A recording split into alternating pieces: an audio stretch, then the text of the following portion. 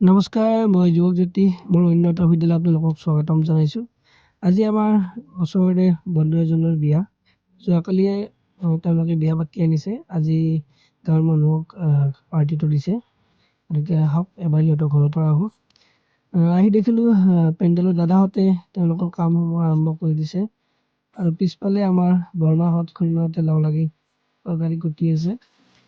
ৰান্ধনীয়ে খানা বনোৱা আৰম্ভ কৰি দিছে।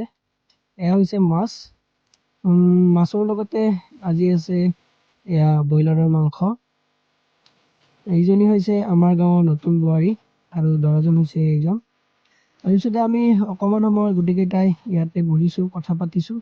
কথা পাতি উঠি এয়া মই মাছৰ বাতি সাজি আছোঁ আৰু লগতে ইও মাংসৰ বাতি সাজি আছে।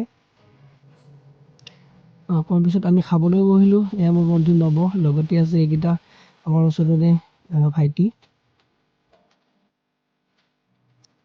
খাই লৈ উঠি গধূলি আকৌ এয়া দৰা নতুন সাজত দৰাৰ সখী, দৰাৰ বন্ধু আৰু আমি সকলোৱে লগ লাগি ইয়াতে আহিছোঁ, পদূলিত বহিছোঁ। অলপ গপচপ কৰি দৰাৰ লগত ফটো এখন উঠি আকৌ গধূলি মই মিৰ্জালৈ আহিবলগীয়া হ'ল কিবা এটা কামত। তাৰ পৰা আহি মই এটা খুব সুন্দৰ দৃশ্য দেখিলোঁ। দৰাৰ খুৰাক যিয়ে মন প্ৰাণ ঢালি সকলোৰে লগতে নাচি আছে আৰু আমাৰ ঘৰৰ ওচৰৰ বৰমাহঁত খুৰীমাহঁত সকলোৱে ফূৰ্তি কৰি আছে। গতিকে আজি ভিডিঅ'টি ইমানেই।